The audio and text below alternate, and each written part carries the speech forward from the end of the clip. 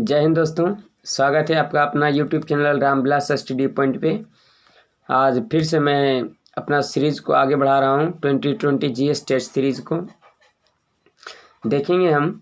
ये बिहार में होने वाले कई प्रकार के एग्ज़ामों के लिए इम्पोर्टेंट है, जिसमें कि पहला है कि कोशिका सिद्धांत का प्रतिपादन किसने किया था। ऑप्शन ए में है रॉबर्ट हुक, बी में है स्लाइडेन और स्वान, सी में है विर्चो, डी में है रॉबर्ट ब्राउन। तो इसका एग्जैक्ट आंसर होगी कि कोशिका सिद्धांत का प्रतिपादन स्लाइडेन और स्वान साहब ने किए थे। सबसे पहले जानेंगे कि ये सिद्धांत क्या है, कोशिका सिद्धांत क्या है, इनके बारे में हम चर्चा करते हैं। देखिए, सबसे पहले ये कोशिका सिद्धांत बताती है कि प्रत्येक वस्तु कोशिकाओं से बनी है, चाहे वह पादप हो या कोई भी जंतु हो। चाहे वह पादप हो या जंतु हो, प्रत्येक वस्तु क्या चीज़ की बनी है, कोशिका के बनी है। और ये जो विर्चो साहब हैं, ये विर्चो ने क्या किए थे 1855 ईस्वी में। 1855 ईस्वी में ये विर्चो कहे कि सिर्फ ये कोशिकाओं से तो बनी होती है, लेकिन ये पूर्ववर्ती कोशिकाओं से बनी होती है, यानी कि पहली की कोशिकाओं से ही बनी होती है। तो ये भी क्वेश्चन पूछा जाता है कि कोशिका सिद्धांत को और आगे बढ़ाने का काम किसने किया था, तो विर्चो ने किया था 1855 में। और ये जो कोशिका सिद्धांत के बारे में बताया गया था, ये 1838-39 में बताया गया था। 1838-39 में बताया गया था। इसका एग्जैक्ट आंसर क्या होगी, स्लाइडेन और स्वान। अगला है गौतम बुद्ध के संस्थापक कौन थे। गौतम बुद्ध, बौद्ध धर्म के संस्थापक कौन थे। बौद्ध धर्म के संस्थापक जो है गौतम बुद्ध था। आंसर ही याद आ रही थी। तब बौद्ध धर्म के संस्थापक कौन हुए, गौतम बुद्ध हुए। ये देखिए ऋषभदेव एक है, ऋषभदेव आपका जैन धर्म के संस्थापक है। ऋषभदेव जैन धर्म के संस्थापक हैं। और ये जो महावीर हैं, ये जैन धर्म के अंतिम तीर्थकर हैं। जैन धर्म के अंतिम और महान तीर्थकर हुए महावीर। और ये पार्श्वनाथ जो है जैन धर्म के 23वें तीर्थकर हुए, 23वें तीर्थकर। ये सब क्वेश्चन पूछे जाते हैं। नेक्स्ट, गुलाम वंश के संस्थापक थे। देखिए ऑप्शन ए में है रजिया सुल्तान, बी में है बलबन, सी में है कुतुबुद्दीन ऐबक, डी में है अलाउद्दीन खिलजी। तो देखिए गुलाम वंश के संस्थापक, हम इसके पहले वाले वीडियो में एक मिडाइवल हिस्ट्री का वीडियो डाले थे, उसमें ये सब हम डिटेल से बताए हैं। तो इसका आंसर हो जाएगी कुतुबुद्दीन ऐबक। कुतुबुद्दीन ऐबक जो है 1206 ईस्वी में गुलाम वंश की स्थापना किए थे। दिल्ली सल्तनत की पहला वंश गुलाम वंश ही था। और ये रजिया सुल्तान भी गुलाम वंश की शासिका हुई, बलबन भी गुलाम वंश, जबकि अलाउद्दीन खिलजी वंश के शासक हुए। रजिया सुल्तान पहली मुस्लिम शासिका बनने वाली थी। नेक्स्ट, अगला है विश्व एड्स दिवस कब मनाया जाता है। विश्व एड्स दिवस कब मनाया जाता है, जैसा कि आज जान रहे हैं आप लोग 29 नवंबर है, आने वाले 1 दिसंबर को विश्व एड्स दिवस मनाया जाएगा।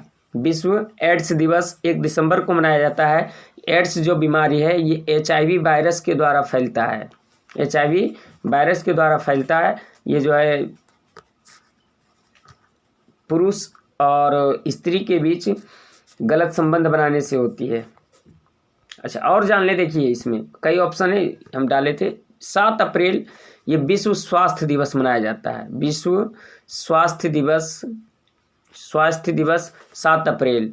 1 दिसंबर तो अभी विश्व एड्स दिवस हुआ। 8 मार्च को विश्व महिला दिवस या अंतर्राष्ट्रीय महिला दिवस के रूप में मनाया जाता है। और 22 मार्च को दो इम्पोर्टेंट दिवस है, एक है बिहार दिवस 22 मार्च और एक है विश्व जल दिवस 22 मार्च को मनाई जाती है। नेक्स्ट, 2.5 दिन का झोपड़ा क्या है। 2.5 दिन का झोपड़ा क्या है, देखिए आप लोग कॉपी कलम लेकर बैठिए, जो हम इसमें ऑप्शन में कुछ बताते हैं तो उसको पॉइंट आउट कर लेना है। 2.5 दिन का झोपड़ा एक मंदिर है, एक कुटिया है, एक मस्जिद है, एक गुरुद्वारा है। तो 2.5 दिन का झोपड़ा एक मस्जिद है। इसमें मिडाइवल हिस्ट्री वाले वीडियो में हम ये बताए थे कि 2.5 दिन का झोपड़ा आपका अजमेर में है, जो कि एक मस्जिद है। ये जो है पहले संस्कृत विद्यालय था। ये जो है राजस्थान के अजमेर में है, यह एक संस्कृत विद्यालय था। इसे जो है कुतुबुद्दीन ऐबक ने 2.5 दिन में ही झोपड़ा का रूप दे दिया था। ये 2.5 दिन में ही मस्जिद का रूप दे दिया गया था, इसलिए इसे 2.5 दिन का झोपड़ा कहा गया था।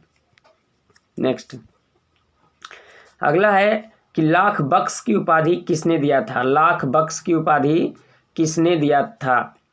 किसे दिया गया था लाख बख्श की उपाधि? ऑप्शन ए में है बलबन, रजिया सुल्तान, अलाउद्दीन खिलजी या कुतुबुद्दीन ऐबक। देखिए सबसे पहले जानेंगे कि लाख बख्श का मतलब होता है दान देने वाला। लाख बख्श का मतलब होता है दान देने वाला। तो लाख बख्श जो है दान देने के कारण कुतुबुद्दीन ऐबक को लाख बख्श कहा गया है। तो लाख बख्श की उपाधि किसे दिया गया था? कुतुबुद्दीन ऐबक को कहा गया था। इन्हें और कई प्रकार की उपाधि दिए गए थे जिनकी जानकारी हम ये यूट्यूब पे डाले हुए हैं वीडियो, उसके लिए आप सर्च करेंगे तो आपको मिल जाएगी कि कुतुबुद्दीन ऐबक के बारे में बताएं या फिर गुलाम वंश क्या है, दिल्ली सल्तनत क्या है, सब लिखेंगे आ जाएगी हमारा वीडियो। नहीं तो रामविलास स्टडी पॉइंट पे जाएंगे और प्लेलिस्ट में आपका डाला हुआ है सभी वीडियो, हिस्ट्री के नाम से आप वहाँ देख सकते हैं, कई वीडियो डाले हुए हैं। अगला है संवेग कौन सी राशि है? संवेग कौन सी राशि है? ऑप्शन ए में सदिश राशि, बी में है अदिश राशि, ये दोनों इनमें से कोई नहीं। सबसे पहले जानिए कि सदिश अदिश ये सब क्या होती है, सदिश क्या होता है, अदिश क्या होता है, ये सब जानेंगे। देखिए सदिश राशि वैसे राशि को कहते हैं जिसको दर्शाने के लिए दिशा और परिमाण दोनों की आवश्यकता हो, उसे हम क्या कहते हैं? हम सदिश राशि। अदिश राशि के लिए दिशा की आवश्यकता नहीं पड़ती है जबकि सिर्फ परिमाण की आवश्यकता पड़ती है, उसे हम अदिश राशि कहते हैं। तो संवेग जो है, संवेग का सूत्र होता है P = mv, P = mv। तो देखिए वेग के लिए दिशा की आवश्यकता पड़ती है, तो इसलिए जब वेग एक सदिश राशि है इसलिए संवेग भी एक सदिश राशि है।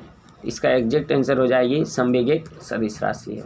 नेक्स्ट अगला है कि दही में कौन सा अम्ल पाया जाता है? दही में कौन सा अम्ल पाया जाता है? ऑप्शन ए में है लैक्टिक अम्ल, बी में टार्ट्रिक, सी में मैलिक, डी में है सिट्रिक अम्ल। तो दही में जो है लैक्टिक अम्ल पाया जाता है। दही में कौन सा अम्ल पाई जाती है? लैक्टिक अम्ल। और टार्ट्रिक अम्ल आपका इमली में पाई जाती है। टार्ट्रिक अम्ल कहाँ पाई जाती है? इमली में पाई जाती है। नेक्स्ट है मैलिक अम्ल। मैलिक अम्ल आपका एप्पल में पाया जाता है, सेब में। मैलिक अम्ल सेब में पाई जाती है। और सिट्रिक अम्ल आपका नींबू या संतरा में पाई जाती है। नींबू या संतरा में सिट्रिक अम्ल पाया जाता है। नेक्स्ट अगला है संविधान के किस अनुच्छेद में संविधान संशोधन का वर्णन किया गया है? संविधान के किस अनुच्छेद में संविधान संशोधन का वर्णन किया गया है? देखिए संविधान के 368वां अनुच्छेद में संविधान संशोधन की बात की गई है और ये संविधान संशोधन साउथ अफ्रीका से लिया गया था। दक्षिण अफ्रीका से संविधान संशोधन लाया गया था और यह 368 में वर्णित किया गया है। 352 में आपका राष्ट्रीय आपात की बात की गई है। 352 में राष्ट्रीय आपात की बात की गई है, जबकि चौथा अनुच्छेद में 356 में राष्ट्रपति शासन और अगला 360 में आपका वित्तीय आपात के बारे में बताया गया है। नेक्स्ट अगला है बिहार से जुड़ा हुआ क्वेश्चन है कि बिहार से झारखंड कब अलग हुआ था? बिहार से झारखंड कब अलग हुआ था? ऑप्शन ए में है 2002, बी 2005, सी 2000, डी 2014। इसका एग्जैक्ट आंसर हो जाएगी 2000। कब? 15 नवंबर 2000 ईस्वी को बिहार से झारखंड अलग हुई थी। कितने जिला लेकर अलग हुआ था झारखंड? 18 जिला लेकर अलग हुआ था और उस वक्त हमारे पास टोटल 37 जिला था। इनकी अगर दोनों को मिला दिया जाए तो 56 जिला बिहार और झारखंड जब एक साथ था तो 56 जिला था, जबकि 18 जिला लेकर ये आपका झारखंड राज्य अलग हुआ और बाद में 37 से बिहार में जिला की संख्या 38 हो गई थी। ये जहानाबाद से एक जिला बना था अरवल, जो कि सबसे नवीनतम जिला के रूप में जाना जाता है। नेक्स्ट विष्णुपद मंदिर कहाँ है? विष्णुपद मंदिर कहाँ है? विष्णुपद मंदिर आपका बिहार के गया जिला में स्थित है। ये विष्णुपद मंदिर बनाने वाले थे रानी अहिल्याबाई। विष्णुपद मंदिर किसने बनवाया है? रानी अहिल्याबाई, जो कि गया में स्थित है। बहुत इंपॉर्टेंट है इस क्वेश्चन। राजगीर में आपका शांति स्तूप है। नेक्स्ट बिहार का आकृति कैसा है? बिहार का आकृति कैसा है? बिहार का देखिए आपका मैप दिख रहा होगा। बिहार का आकृति किस ढंग से है? मैप का ये बिहार का जो आकृति है लगभग आयताकार है। लगभग किस आकार का है? आयताकार है। और भारत का आकृति मानव आकार का है। अगला 23.5 डिग्री उत्तरी अक्षांश कौन सी रेखा कहलाती है? देखिए हम ग्लोब के बारे में ये सब बता चुके हैं। सॉरी गलत हो रही है, ग्लोब बनाते हैं। ये देखिए अब देखते हैं। ये देखिए जो हम उत्तर से दक्षिण की ओर जो रेखा खींचते हैं उसे हम कहते हैं देशांतर रेखा, और जो पूरब से पश्चिम रेखा खींचते हैं उसे हम कहते हैं ये अक्षांशीय रेखा। पूरब से पश्चिम अक्षांशीय रेखा, उत्तर से दक्षिण, एक मिनट, उत्तर से दक्षिण आपका हो जाएगी कौन सी रेखा? उत्तर से दक्षिण देशांतरीय रेखा। तो ये जो है बीचों बीच जो रेखा गुजरती है उसे हम कहते हैं ये जो उत्तर से दक्षिण खींची जाती है देशांतर रेखा, ये 0 डिग्री देशांतर हुआ। जबकि ये जो खींची गई है ब्लू कलर से, ये आपका 0 डिग्री अक्षांश रेखा या भूमध्य रेखा, ये विषुवतीय रेखा कहा जाता है। समझेंगे ये जो 0 डिग्री अक्षांश रेखा, इसी ढंग से एक ऐसी रेखा है जो कि 23.5 डिग्री उत्तर की ओर है। 23.5 डिग्री उत्तर की ओर है, तो 23.5 डिग्री उत्तरी अक्षांश रेखा को कर्क रेखा कहते हैं। 23.5 डिग्री उत्तरी अक्षांश रेखा को कर्क रेखा कहते हैं, जबकि 23.5 डिग्री दक्षिणी रेखा को हम मकर रेखा कहते हैं। कौन सी रेखा कहते हैं?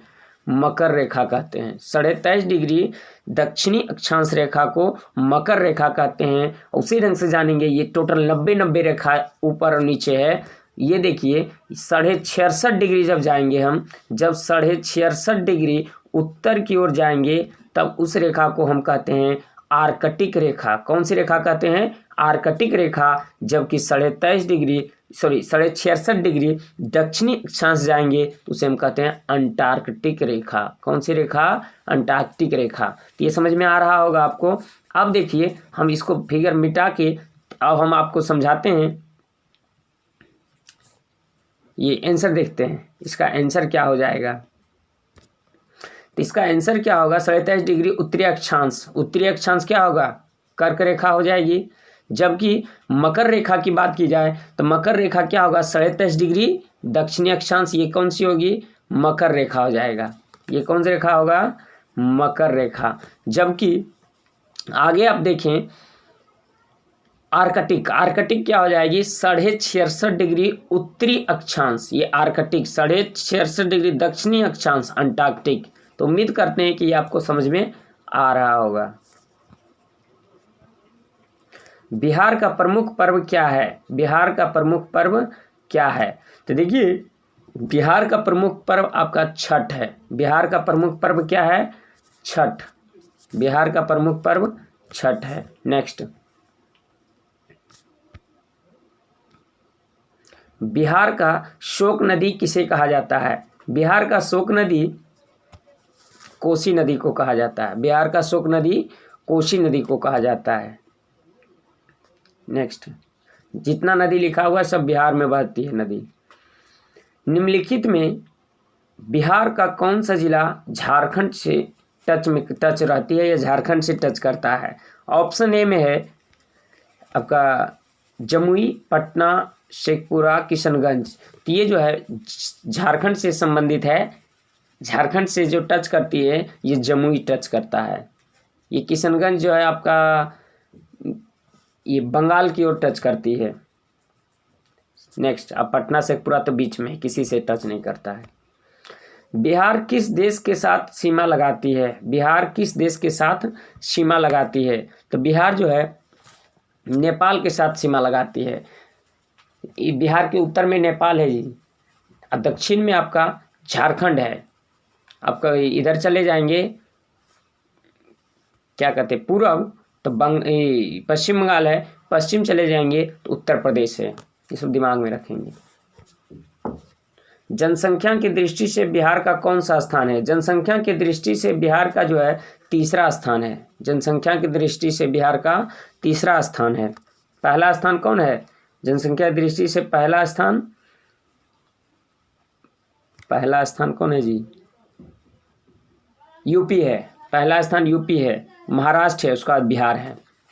जबकि क्षेत्रफल की दृष्टि से देखा जाए तो क्षेत्रफल की दृष्टि से 13वां स्थान है। क्षेत्रफल की दृष्टि से 13वां, जबकि ये आपका जम्मू कश्मीर बन गया है तो ये 12वां पर फिर आ गई है। नेक्स्ट, बिहार में कुल कितने अनुमंडल हैं? बिहार में कुल कितने अनुमंडल हैं? तो देखेंगे कि बिहार में कुल 101 अनुमंडल है। बिहार के बारे में सभी चीज़ की अभी हम जानकारी शुरू से ले लेते हैं एक कॉन्सेप्ट के द्वारा। देखिए, सबसे पहले आपका इंडिया है देश। इंडिया में 28 राज्य है वर्तमान में। इस 28 राज्य में हमारा एक कौन है? बिहार है।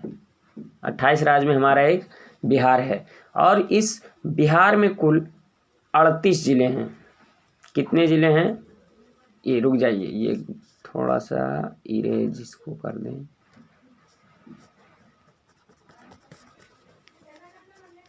धीरे धीरे पूछते हैं।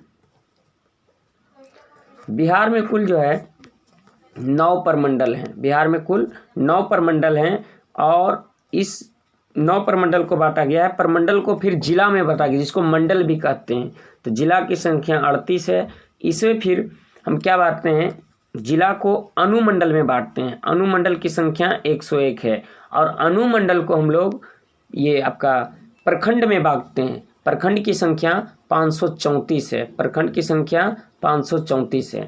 तो ये आप याद रखेंगे। जिला आपका भारत में राज्य 28 हो गया। 28 में आप बिहार के निवासी हैं, बिहार के बारे में जानेंगे। उसके बाद में देखेंगे बिहार में 9 प्रमंडल हैं।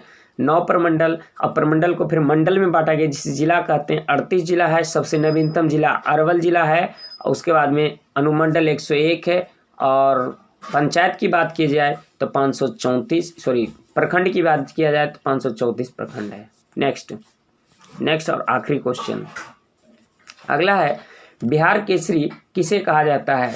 बिहार केसरी कहा जाता है हमारे प्रथम राष्ट्रपति डॉक्टर राजेंद्र प्रसाद को बिहार केसरी के नाम से जाने जाते हैं। और लाला लाजपत राय को पंजाब केसरी कहा जाता है। बाल गंगाधर तिलक महान क्रांतिकारी नेता थे जो कि आपका महाराष्ट्र के हैं। और सुभाष चंद्र बोस ये आपका कहाँ कटक के हैं। और इनके बारे में और विशेष जानकारी आप लोगों को दी गई है स्पेशल वीडियो में। ये इस प्रकार से अंत तक वीडियो देखने के लिए बहुत बहुत धन्यवाद। अगर अच्छा लगे तो चैनल को शेयर और लाइक ज़रूर करें। मिले हम लोग नेक्स्ट वीडियो में। जय हिंद, जय भारत।